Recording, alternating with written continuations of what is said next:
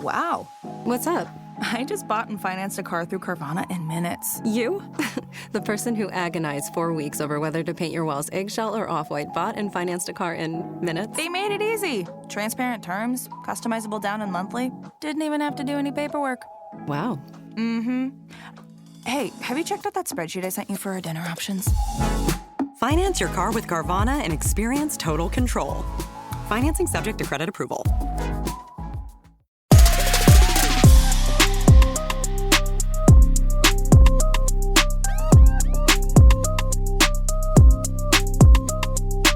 Welcome back to Mama Mystery Headlines. I am your host, Kelly. And I am your co-anchor, Austin, because we're anchors, because this is news. Right. So we need to come up with like an intro, a regular intro, but we haven't done that yet. I just wanted to get this out because literally this morning I was taking a bath and I was about to shave my legs and I was like, oh my gosh, it's Saturday. And I completely forgot about headlines yesterday. So I watched The Baby, and she wrote one real fast. Yeah, like really fast. This morning I was like, okay, well, here's the updates on these cases. And I just hammered it out. And then here we are. Let's ride. But it's going to be still the best quality. All right, you ready? Let's do it. The first topic that I want to talk about are some updates out of Idaho. So there have recently been reports of multiple leaks regarding the ongoing investigation in the Idaho murder case. Now remember, there is a gag order in place on this case, and anyone involved in the investigation, the upcoming trial, or as family members of the victims, everyone is prohibited from talking about it. It's a very strict gag order. So I just want to bring that up so that you take any information about possible leaks with a grain of salt, because it's a quick way to spread misinformation. And speaking of misinformation, there is a girl that I regularly follow who has, she's a true crime creator. I'm not going to name her because this is something that kind of like irritated me, so I'm not going to name her. But she made a video recently alleging that Bryan Kohberger was filing motions to represent himself and do away with his lawyers, just tearing a page right out of Ted Bundy's book.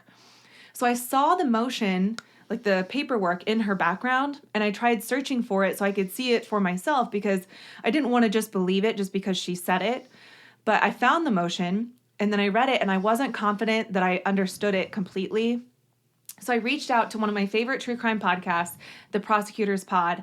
It's two prosecutors, Alice and Brett. They talk about famous cases with an expert knowledge of the law. So I recommend that podcast if you really like learning about the law. It's interesting. And I asked them to clarify what it meant. And I could see how it could be misunderstood as Bryan wanting to represent himself because the wording said it was a petition to intervene as a real party interest. But they responded and they clarified that this motion was in response to the gag order. So if you look at the entire motion, the very first page of it, the petitioners are a ton of media companies. And that's what first clued me in that like something was not right about this. There were a ton of media companies listed, and they all had an interest to have the gag order lifted. But in response, Bryan Kohberger and his team are basically saying, no, they have an interest in keeping it in place. So that is it. That's all the motion said. Interesting. So you can see how just a misunderstanding of the legal verbiage can cause a slew of misinformation, especially when you're talking on a platform with like 500,000 followers. Mm-hmm. But if I've learned anything in my 2.5 years of podcasting, it's that if you don't know, you better ask somebody. If you don't know, now you know. Yeah. So anyway, these leaks, okay, these quote leaks. Some of these leaks, I guess, suggest that Bryan Kohberger had pictures of the victims, or at least one of the victims, on his phone. And even if he deleted the pictures, they'd probably still be discoverable after forensics got a hold of it. But I want to reiterate that we don't know actually if this is true. And like Bryan Kohberger is very smart. He studied criminology. So I just have a hard time believing that he would be that reckless. But that is just my opinion. Besides that, though, there are genuine worries that the jury pool in Latah County, where more than half of the population lives in Moscow, would be contaminated by too much exposure to the closely followed national news story. And it's going to be hard to find a completely unbiased jury pool with no knowledge of this story. And I feel like that's kind of the double-edged sword of like true crime as a genre is that, we talk about these sensational cases, but then, media gets kind of inundated with information and it's really hard to find people who don't know about it. But especially if you're living right by where it happened, I feel like that would be impossible. Yeah, it's in your backyard. So anyway, if you don't already know, although I'm sure you do if you've been listening to us for a while, on November 13th of 2022, around 4 a.m., Bryan Kohberger is accused of breaking into the home of a group of college students from the University of Idaho, killing 4 of them: Madison Mogen, Kaylee Gonsalves, Ethan Chapin, and Xana Kernodle, by stabbing them with a K-bar knife.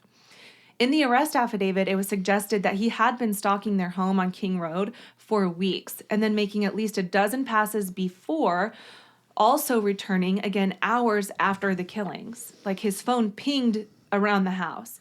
But, we've talked about how it's hard to prove that because just because his phone pinged near the house, the ping hits a cell tower with like a 2 to 3 mile radius.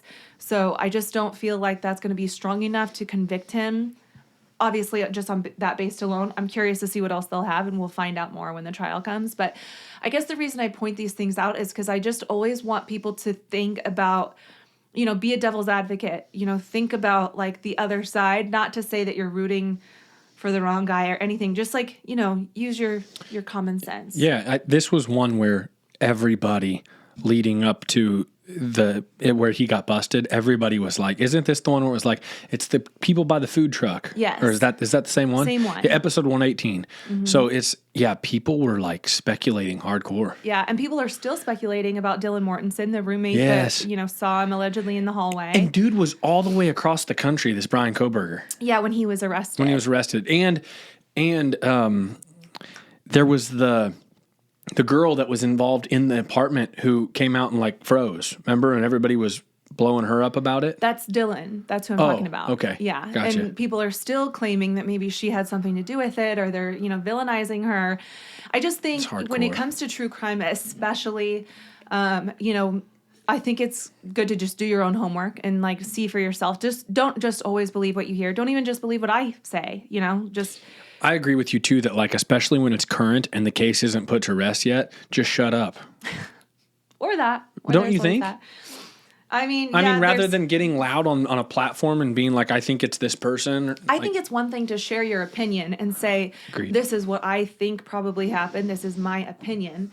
But it's another thing to go on there and say, Bryan Kohberger is firing his lawyers and wants to represent himself just like Ted Bundy and this and that. And it's like, pump the brakes, because that's not what that means. Yeah. Let's not get everyone in a frenzy over something that's not even correct. So the last update I have on this case is that the house on King Road was donated by the landlord to the university. It has since been boarded up, and there are plans to demolish the house altogether, which I think is probably a good thing. The most appropriate thing. Yeah. I mean, it's pretty creepy. Yeah, I think it would be like a sick, morbid interest if somebody wanted to live there.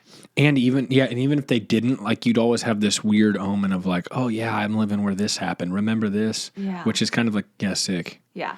University officials announced plans to build a memorial garden for the students, but also for other students who have passed.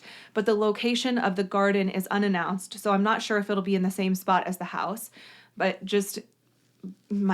I doubt it. I mean, my guess is that it'll probably be somewhere on campus. I doubt it'll be in that spot, but who knows? We'll see. His trial is set to begin on June 26th, so we have some time before that starts, but you can bet your socks that I will be all over it. Maybe I'll even go to the trial. What do you think, Austin? Fly out to Idaho. Get that one-on-one coverage. We'll see. We'll see. All right, on to our next story.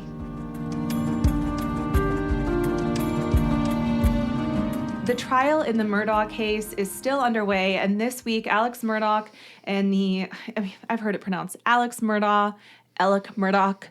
I struggle with the last name because it looks like Murdaugh, but a lot of people call it Murdoch. Yeah, I've heard it pronounced so many ways, and listen, there's no right or wrong way to say the freaking name. So let's just say Alex Murdaugh and just go from there.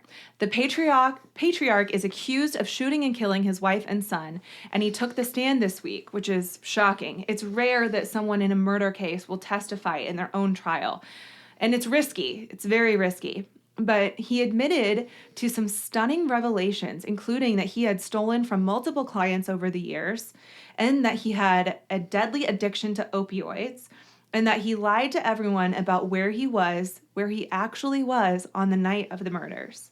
Wild. So that last one is huge. That's all your credibility, isn't it? Well, yes, and I'll touch on that in just a second. But that last one is huge because it is the first time we've actually heard him ever say anything different about his whereabouts on the night of the murders. Originally, he told anyone who would listen that he was not at the kennels and that he was at home with Paul and Maggie earlier in the evening, but then left to go visit his parents and that they went to the kennels themselves. And this change in the story comes after a Snapchat video Paul took was released where you can hear Alex in the background of the video. And this video was taken just minutes before the shooting. I did not know that. That's wild. That's wild. This story, real quick, I just want to say, this story has interested me from the beginning because, do you know what episode it is? I tried to look it up. 75, 76, Somewhere in there. 77, something like that. There's This, 3. This one's interested me from the beginning because this dude, it was white collar crime for a lot of it, but like white collar, but like killing people, but doing it for money and life insurance and lawyer shit and stealing money. Yeah. And they've ran this little town in South Carolina for generations. Yeah. Like it was the epitome of like old white man with power. Yes. I mean, white men with power. And so then all these killings and everything, and then on, I believe is it HBO Max? Well, there's documentaries everywhere. HBO Max has one called Low Country. I was very into that. good. And I'm not a true crime. Like I'm just here to listen to Kelly's pretty voice, okay? But that is a good show. Yeah, and then a new one just came out on Netflix, which No we need to watch way. it. Yeah, it's a 3-part limited series on the same Let's stuff. watch it tonight. We definitely need to watch it, but I Let's watch it. haven't gotten a chance to watch it yet. But Naked. We'll watch it tonight. You want to watch it tonight with me?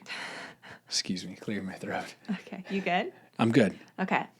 So anyway, yeah, this new documentary is out. I've heard some good stuff about it. I need to watch it myself, but yeah, I mean, everybody knows about this case. So anyway, there was the Snapchat video from within the kennels, and then there was also a video presented that showed Alex Murdaugh working with a tree that was falling over, and Paul was taking the video.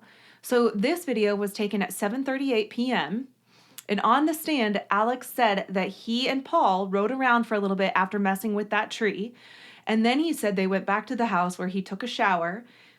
He said Maggie arrived shortly after, and they ate dinner in the den while watching TV. And then after eating dinner, he said Maggie wanted to go down to the dog kennels, but he didn't want to go because he had just showered and it was hot. But he admitted he did end up going and took a golf cart down there.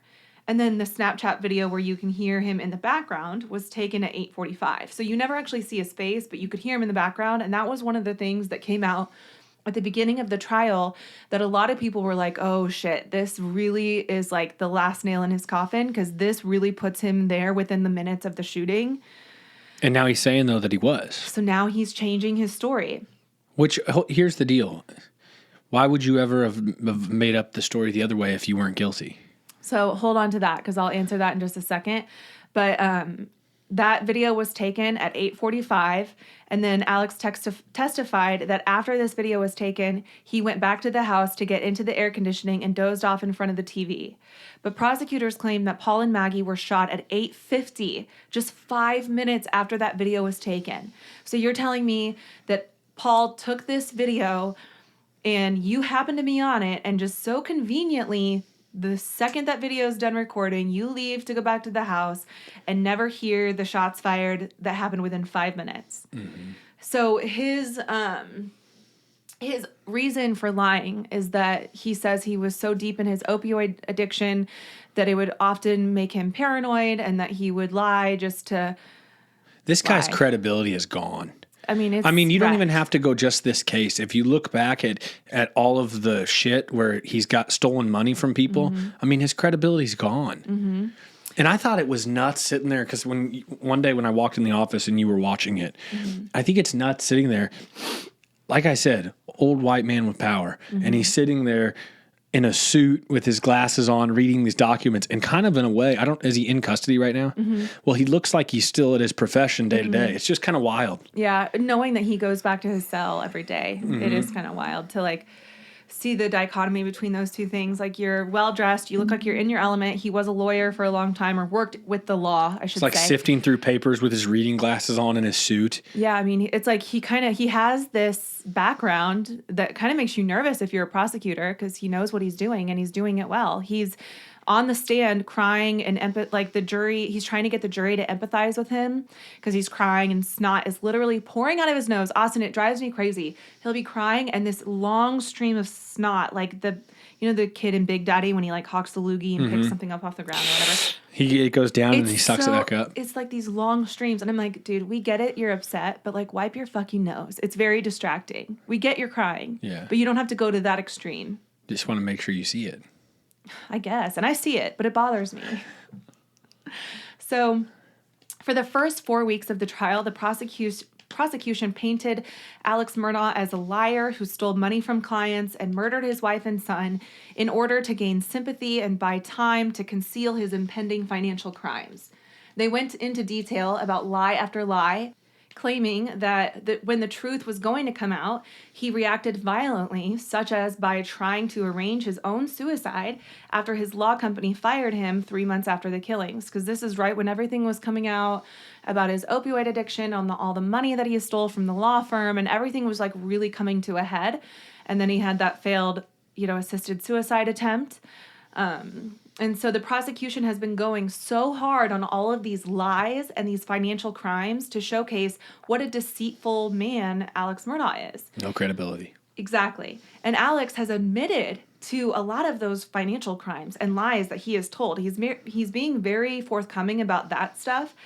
And South Carolina trial attorney Scott Evans, who has been following the case, told the Daily Beast that Murdaugh's decision to testify, quote, gives him the best shot of solidifying his defense team's key theme for the jury, which is that possessing the ability to commit financial crimes is entirely different from possessing the ability and the lack of conscience necessary to massacre your wife and child, end quote.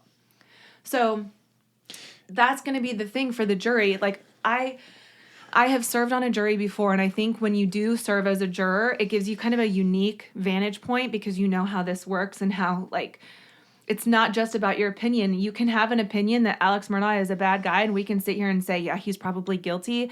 But what you're actually having to do is say, did the prosecution present enough evidence to prove that he did it? Mm-hmm. They don't have the murder weapons. They don't have DNA evidence. They just have a voice on a video that pins him there 5 minutes before. Everything is essentially circumstantial. And so a lot of people are worried that he is going to end up getting away with this murder, at least. I mean, obviously the financial crimes are going to be totally different, and those are going to be different trials with different outcomes. And I have a feeling he's going to spend the rest of his life in jail regardless. You think so, from all the financial stuff? Oh my God, it's like tens of millions of dollars. I mean, it's but at white least collar 10. people go so easy on white collar. I don't know. It'll be interesting to see if he gets past the murder. I mean, yeah, charge. He needs to get this one out of the way, and everything else after this is kind of a moot point, because if he is convicted of murder, I mean, you might as well not even try the other cases because you're done. It's so crazy. The motive of all this seems to be primarily money, which is nuts. Money will make people do some really gross things. Yeah, for sure. All right, on to the next one.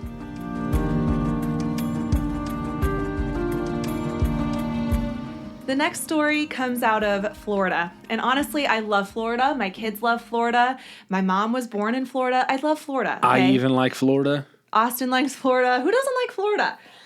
It's the basement of America. It's God's waiting room. God's waiting. It's all the old people go to Florida and they're laying on the beach waiting for the good Lord to take them. I mean, It's God's waiting room. not exactly And why wouldn't you want to be inaccurate. there? Why wouldn't you want to be there? It's humid. There's mosquitoes. There's Casey Anthony. Why wouldn't you want to be in Florida? I'm just kidding. Took a I love weird Florida. Don't come for me because I truly do love Florida.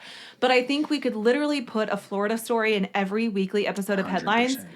because there is always something coming It's out of almost Florida. like people of Walmart. Like there's something. Well, there's an Instagram account called Florida Man, and he's always sharing like Florida Man accused of blank. It's like all these wild stories. And it is, I mean, you kind of have to laugh at it because it's kind of funny. It seems like all the wild shit happens in Florida. Yeah. But this particular story is about a 76-year-old woman who was accused of shooting her terminally ill husband while he was in the hospital. Jerry Gilland was a patient at the Advent Health Hospital in Daytona Beach, Florida.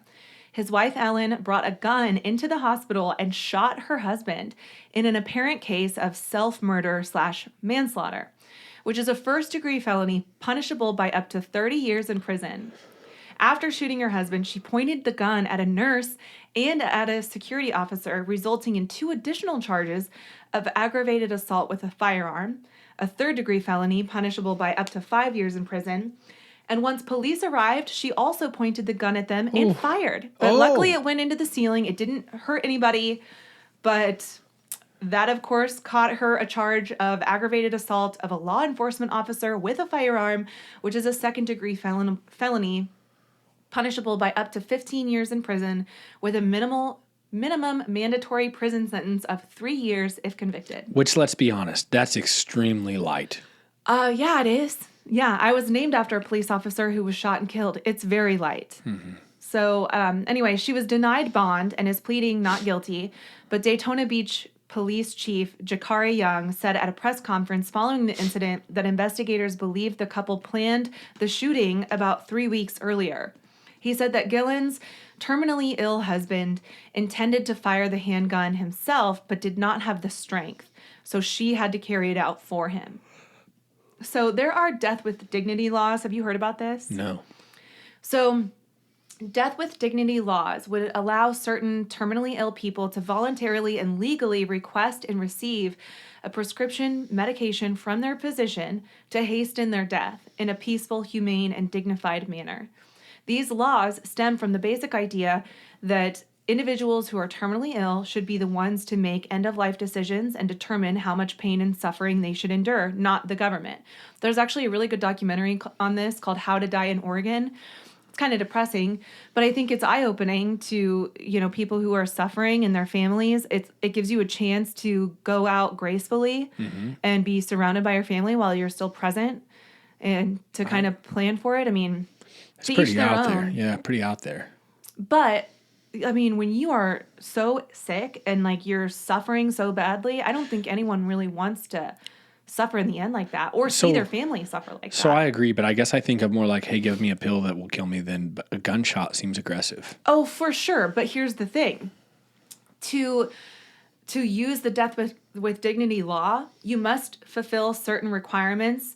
And so here are those requirements. You have to be a resident. They only have this law in California, Colorado, the District of Columbia, Hawaii, Maine, New Jersey, New Mexico, Oregon, Vermont, or Washington. No other state allows you to do it. You also have to qualify for a prescription under physician-assisted dying laws. You have to be 18 years or older. You have to be mentally competent and able to communicate to your healthcare team. And you have to be diagnosed with a terminal illness that will, within reasonable medical judgment, lead to death within 6 months. All this is to allow you to let somebody kill you. Yes, in order to get that medication. Oh, the medication. Yeah. Okay, not for a gunshot. Correct. Okay, gotcha. Yeah. And so that's why she did it. And, in Florida, they don't have death with dignity laws. And he was in the hospital. I don't know if he was even ever going to get out. And they came up with this plan together that she would shoot him. I don't know if they could have thought of any other way to do it. I don't think the plan needed to point guns at nurses and cops, Definitely, hopefully did not include Got that. a little off our rocker with that part. Yeah, she went a little extreme. You should see her, though. She's this tiny little old lady. She's a retired teacher. She was rolled into the courtroom in a wheelchair, just handcuffed to both sides. And she's just sitting there like, oh, yeah, I intended to be next, but I ran out of time. Yeah, Like, I did it. She's just kind of like, you can tell she's just like, I'm at the end. Like, Wild. just like, I'm cool with it. That's wild. It is wild. Interesting. Yeah. Ready for some positive news? Are you ready for some positive news? Let's switch to a commercial break real fast. Okay.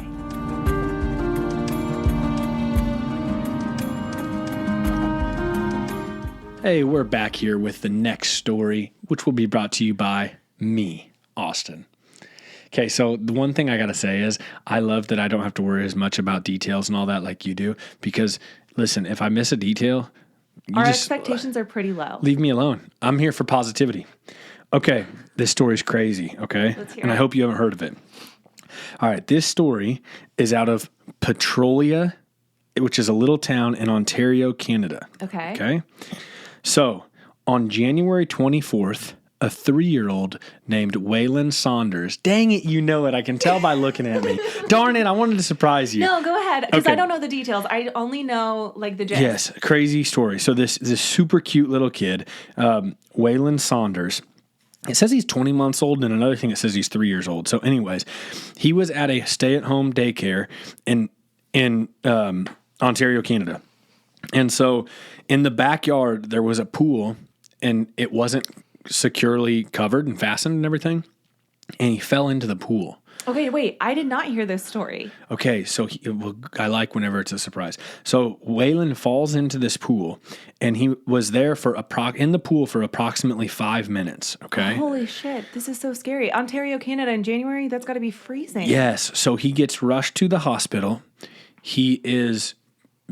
I believe from what I've read, but it's been kind of off and on from what I've gone through. Some things say that he was already pronounced dead when he got there. Some people say that that they just knew he was. Oh my God. But anyways, his temperature was so low that they couldn't get a reading. So since they couldn't get a reading, they didn't want to like misdiagnose him, I guess, as deceased. Mm-hmm. So again, I'm not as smooth as you, but the story remains the same. So they end up deciding to do CPR on him until his temperature comes up. They can't get a reading because he's so cold. Finally, they got a reading, and he was 28 degrees was the temperature. What? They do CPR for 3 hours, and he comes back to life. And they go on to say that he has a 10% chance of continuing to live. This is January 24th.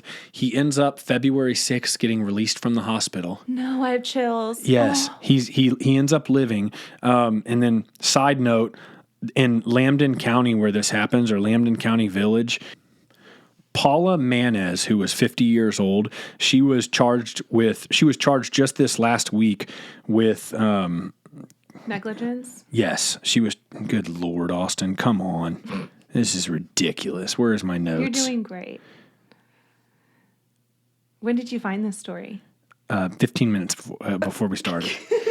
She was charged with criminal negligence causing bodily harm in connection with the January 24th incident. Mm-hmm. And March 22nd, she's supposed to appear in court. Mm-hmm. Anyways, incredible. There's been a GoFundMe that's raised a bunch of money for him. He's a super cute little kid. Look at him. Oh my God, he looks like August. Yeah, so we'll have to put a picture on. He's adorable, but he lived, and they said... they thought he was gone, and then he had a 10% chance of living, and he's defied that, and now he's just a freaking warrior, and he's healthy. He's good. Oh my God. It's amazing, right? That is incredible. Yes, I'm glad it was a surprise to you because I like surprising you. Oh, that gives me chills. That also terrifies me because Yeah. pools are so scary. So that's your good news for headlines. So thank you so much for that. I thought you were going to tell me the story about a little boy who went missing for like at least 24 hours and was found in the forest. No like, way. I don't know if it was by their house or whatever, but they had like search crews looking for this boy and he was found alive. I thought that's what you were going to crazy. tell me. I don't know any other details. Like I said, I only knew like the gist of it when I thought that's what you were going to tell me, but that was another good news story I saw. He was a really cute kid. Heck yeah. But yeah, he was found alive. I mean, sometimes good things do happen. More often than not. I would like to think so. But this podcast makes you think not. Mama. Good job, babe. Wait. Oh, okay. So this week we have a new episode coming out, and it's going to be on this crazy stuff happening in Bardstown, Kentucky. The case was recommended to us about the disappearance of Crystal Rogers, but it's beyond just Crystal Rogers. There's a ton of stuff going on in this county. And so we're going to talk about that this week.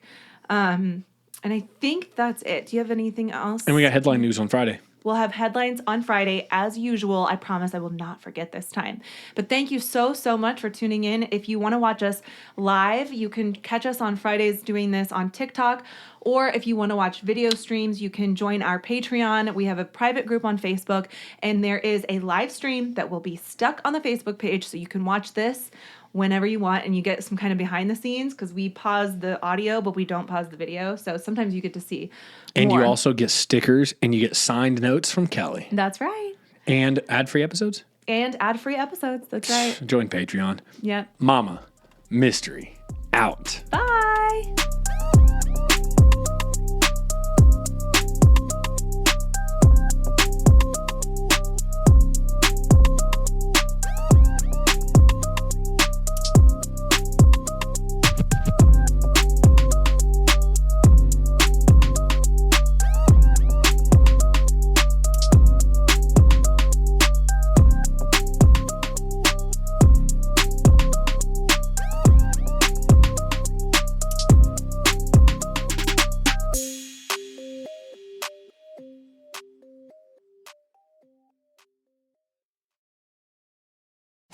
If you're a maintenance supervisor for a commercial property, you've had to deal with everything from leaky faucets to flickering light bulbs. But nothing's worse than that ancient boiler that's lived in the building since the day it was built, 50 years ago. It's enough to make anyone lose their cool. That's where Grainger comes in. With industrial-grade products and dependable fast delivery, Grainger can help with any challenge. From worn-out components to everyday necessities. Call, click Grainger.com, or just stop by. Grainger, for the ones who get it done.